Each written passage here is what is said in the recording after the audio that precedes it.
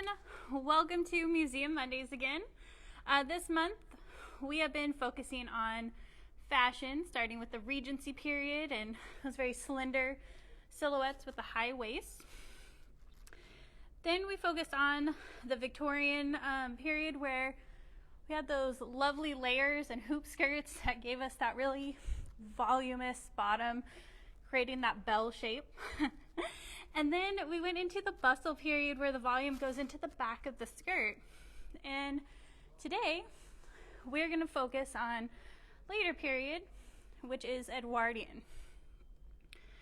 So the Edwardian period, similar to how the Victorian period is named after Queen Victoria, the Edwardian period is named after King Edward, her son, and his reign.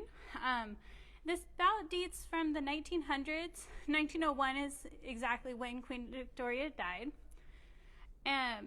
So he started reigning from 1901 into the 1910s. But really, the Edwardian period, the silhouettes and the styles created from that period continue up until World War I. So there are a couple of important elements to talk about for the Edwardian period and the silhouettes that come out of that. But I'm going to kind of go back to real quick from Jared's Fashion Fridays, talking about the Industrial Revolution.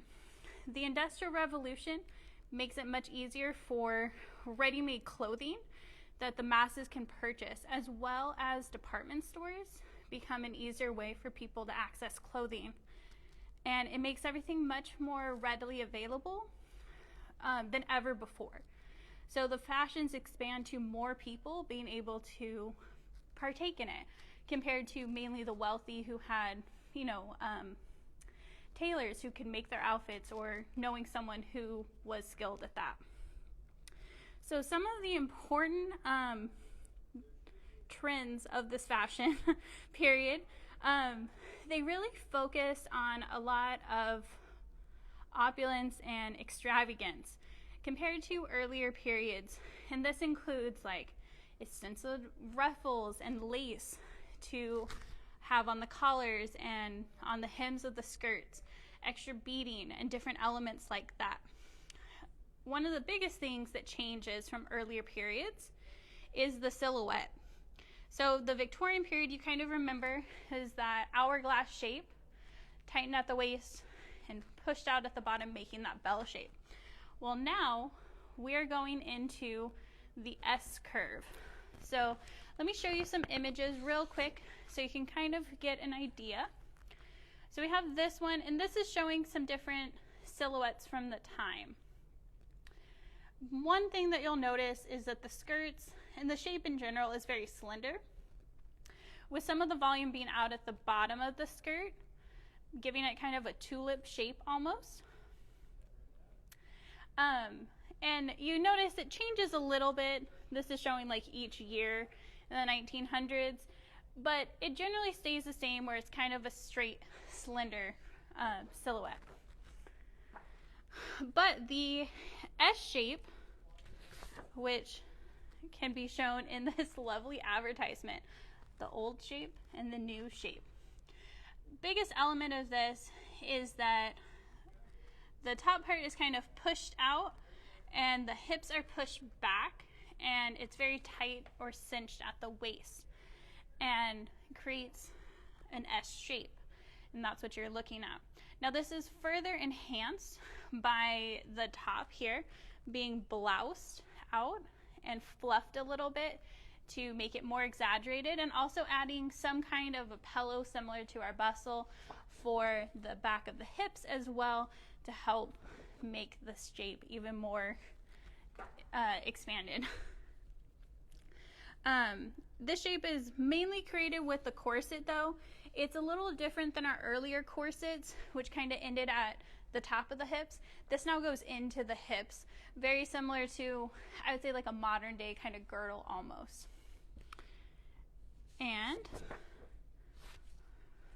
a couple more images here just so you can see that lovely shape, really creating the volume on the top, bringing it in at the waist, and then expanding out to the back of the hips. And you'll also notice the lovely ruffle designs here, more design elements within the dress itself, and also having some patterning up here. And just remember the hairstyle, we'll talk about that too. And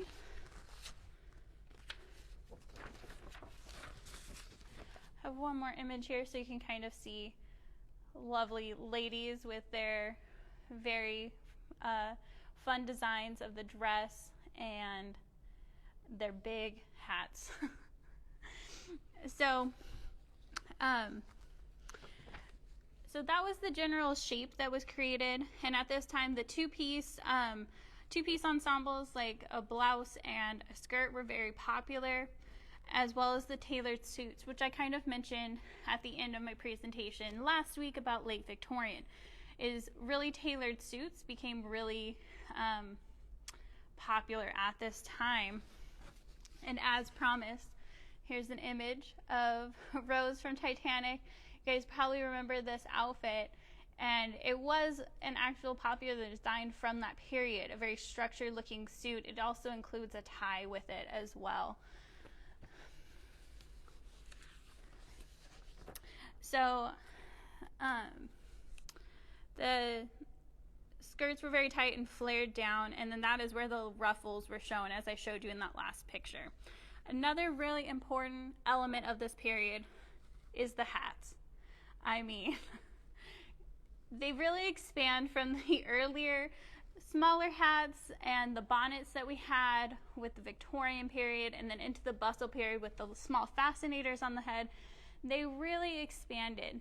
Now, our example here only has lovely flowers on it. Flowers were popular to decorate your hats, but also feathers and real birds too, not just the feathers from the bird, but like an actual bird.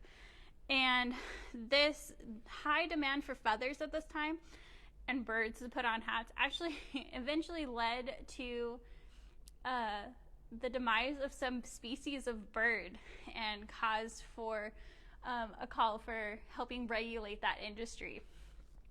So kind of goes into some of the dangerous fashions and some of the repercussions for fashion at the time. Now, with these large hats, they're very heavy to actually wear, so they had to develop a hairstyle to kind of help with it a little bit. So I have an image that I'll share, and this hairstyle is kind of like a bouffant hairstyle, where you kind of see the feature of a bun kind of on top and the hair kind of fluffed out, helps kind of give a little more surface area to hold that hat up. And then below it you can see a bunch of different styles of hats and different structures. So the big hats were very popular in the early period of this time, and they start going back down to kind of smaller hats. I'm sure the ladies next were very happy when they went into smaller hats. So along with these key features of the silhouette, there's also some popular fashion icons of this period. And the first one that we'll talk about is the Gibson Girl. You guys might have heard of the Gibson Girl, very popular for advertising. It was a drawn figure of a woman and didn't have a name, but it was just kind of a feminine ideal, and the Gibson Girl would remain that feminine ideal for the next 20 years. The Gibson Girl is often featured as a tall with slender proportions, having that lovely S curve that we talked about, long neck, very sophisticated looking. She's also very fun-loving and independent. But Gibson girls are not shown with in any kind of political realm or looking at social causes. So Ideal was featured in magazines, and the images were placed on a variety of items that you could purchase, but they weren't really shown as a political person. And here are some images. You can see, you'll notice they have the correct shape and hairstyle that is needed for this time period. And this is kind of in contrast with some of the political things that are happening at this time. While the fight for rights and vote for women to vote had been happening earlier, it really comes to a head during the turn of the century. And with that, we have our suffragettes.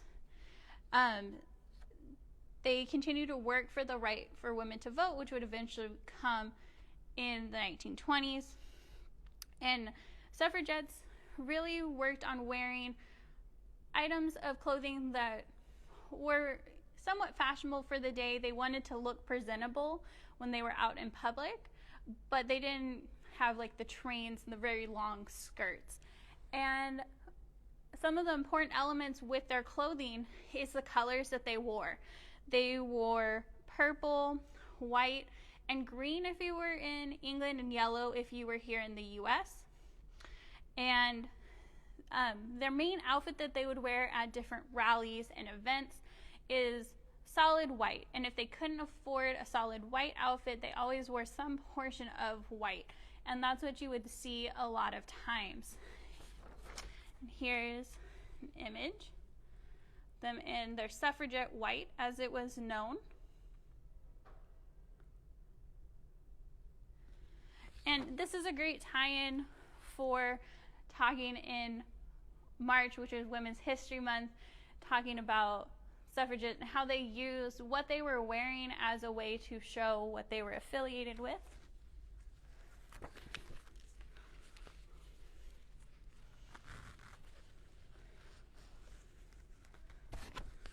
Can't really put the sashes on with the big hat, but there you go. So I hope you learned a little bit about the Edwardian period. And just as a reminder, we do have our Fashion Fridays happening again this coming Friday, and next Monday is our story time with Delta. So I hope you guys will join us then. Bye!